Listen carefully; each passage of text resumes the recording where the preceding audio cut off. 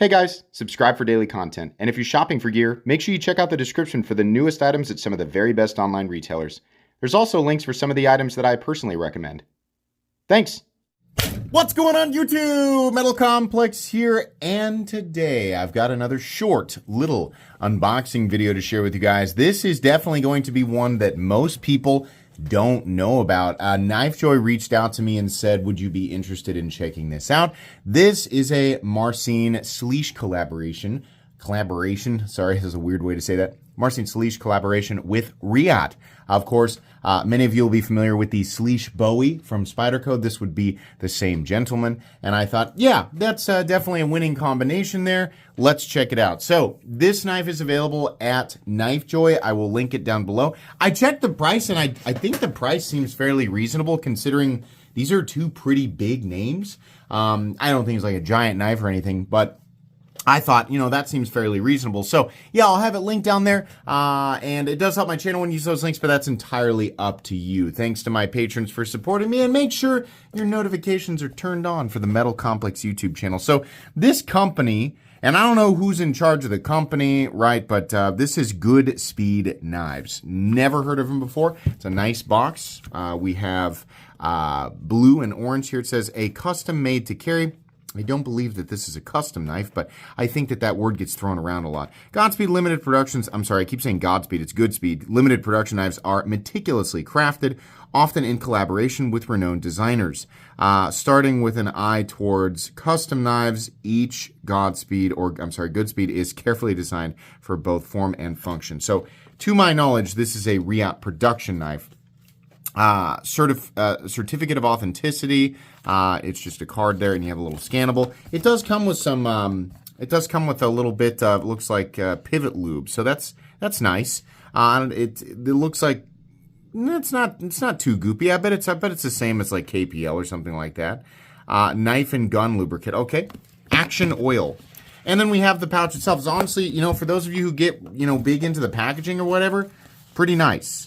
We have a nice high-quality pouch here, and here is the knife. Okay, about exactly the size I expected it to be, and we are going to have to actually cut this open. What do I have right? If I have the full-size MSI, we'll go ahead and cut with that. So, Marcin Slysz. There's another one he did through Spyderco here recently, Spyderco, but I can't remember the name of it. So we have titanium scales. This is a titanium frame lock. Very nice as far as like the exterior. It feels like something that Riot would produce. Very simple, very straightforward. Not any contouring, texturing, inlay, anything like that. We have the logo there. We have M390. And then we have, of course, steel lock bar insert, plain, hardware, things like that. Really nice action, though, and I just noticed this is a stupidly thin cutting edge. That was really nice. Hold on. So, anybody who's handled a lot of titanium frame locks, that there are, like, a lot of times, like, okay, what's the best way to put this? I remember back in 2013 having my mind completely blown by the ZT-0562. It was the first time I had ever experienced a titanium frame lock, and that one at the time was being hailed for exceptional action because it was based on the actual XM18, which at the time was transitioning from Gen 2 to Gen 3 or something like that, maybe Gen 3 to Gen 4. Not known for incredible action. Everybody said, oh, the ZT-0562, the production collaboration with ZT is actually better than the actual XM18, right? And then after ZT kind of conquered that territory, a lot of companies started doing their detents, like their flipper titanium frame lock detents. It was kind of, flips like a ZT was what we heard all the time. And then there was this big, argument, oh my God, it doesn't matter, just use your wrist, right? You remember everybody. And eventually, the more crisp detent kind of won, and that became commonplace. I mean, by the time about 2015 rolled around, that was just normal. Like, if you weren't tuning your detent correctly on your titanium frame locks, then you're an idiot. I mean, like, nobody was going to even bother with you if you're going to have a light floppy detent. Eventually, Hinder, of course, fixed that with Gen 4 and beyond. But now that we're in 2026 and it's like everything has a properly tuned detent, like it's easy to assume that everything feels exactly the same. And largely there is kind of a baseline with titanium frame locks, and it's like, this is what we expect, and this is also what we're getting. So we're just getting the same type of like crisp detent over and over again. It used to be unbelievably amazing. Now it's just kind of the bar. However, sometimes you feel perfect combinations of things that stand out even amongst that ocean of stuff that we already have. And in this case, that's what I just felt there. The combination of this, it's like a stepped, well, I don't know what we call it. It's hard for me to want to call it a thumb stud, but my God, does that work really well. It's only on one side, but the position of my thumb underneath it and the traction I'm getting it is absolutely perfect. And the detent itself is tuned perfectly for this being a thumb stud only knife. That is about as perfect a release as I could possibly have expected to feel on a knife like this. Furthermore, I really, really like that nice, fairly high reflectivity stonewash. This blade, this is a super duper slicey blade. I can tell you that without, we're gonna go cut a piece of paper with this right out of the box. Oh boy, does that feel good. That is really not, oh my goodness, that is really just wants to let you kind of, the amount of control I have with this is insane. It is a basic, straightforward titanium frame lock, but my goodness, what a beautiful, beautiful tool. Wow.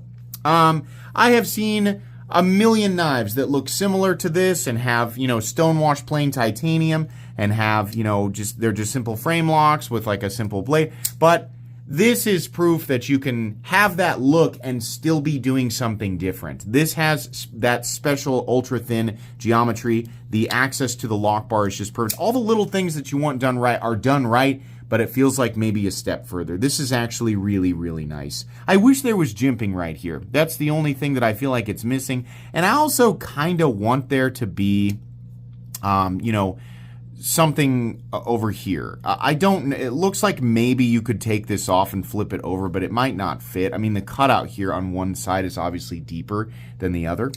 So I don't know, maybe not. I kind of wish that this was on both sides, but it's not, and that's okay. But man, really, really nice. The blade, the geometry of the blade, this is above and beyond versus what we typically see, both with the finish and the geometry. I really, really like that. I would hope that Riot, I think Taylor did some testing on some of Riot's M390, and we found out, or what we expect is that sometimes the collaborators have a choice as far as where Riot's hitting the number. So they can request for Riot to hit it above 60 or at 61 to 62, right? But it costs more and it's going to drive the price of the product up. So in some cases, in order to keep the price down, we assume, right? We don't know this to be factually true. If Riot says, well, we can hit it, at like 59 to 60 and they say, okay, and it doesn't cost as much, they can keep the price lower for their customers.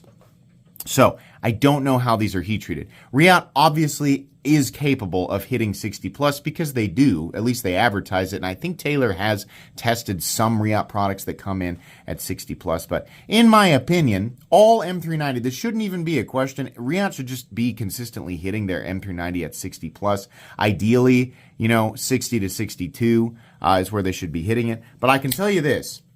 Either way, the geometry of this blade is so, I about got myself with it. It's so thin. This is going to be a performer one way or another. I don't love 59 HRC M390, but my goodness, that blade is so gosh darn thin, it's going to perform one way or another. I think if I remember correctly, I saw the price listed on this in the mid 200s, so I don't think that's bad. I'm trying to think of what it reminds me of the most. I don't know if there's a little bit of Terzuola in there. It's kind of making me think of, in between the small and large Sebenza, but it's still also doing its own thing. I can't stress enough. Just trying to reverse flick it with my left hand and see if I could actually do it. I believe that I can. Yeah, there we go. I can't stress enough how easy it is to manipulate. I mean, that little thumb thing is in exactly the right spot, and it feels really, really good. The bearing action is also perfectly consistent as well. I think a lot of people will view this as a simple, boring knife that doesn't stand out in any meaningful way, and other people, especially people who are fond of Marcin Slysz's work, will really enjoy this. And let me tell you, again, that blade is awesome. It's very, very cool. I enjoy this one. I enjoyed this a lot more than I thought. When they showed me a picture, I thought, but, you know, it's Marcin Slysz. I don't want to cover it. So I'm going to carry this and use it, and I will get back to you guys in a full-length review. In the meantime, if you want to check it out, I'll have links for this guy down in the description. That's going to be it today, guys. Please make sure to follow me on Instagram at metal_complex. If you enjoyed this video, leave a like. If you'd like to check out my other content, I do, of course, have lots of videos of knives that are either expensive or inexpensive that I do or don't like, so check those out. And if you enjoy all my content, go ahead and click on that Metal Complex logo right there and subscribe, because there's definitely more coming. Thanks again for watching, everybody, and have a great day.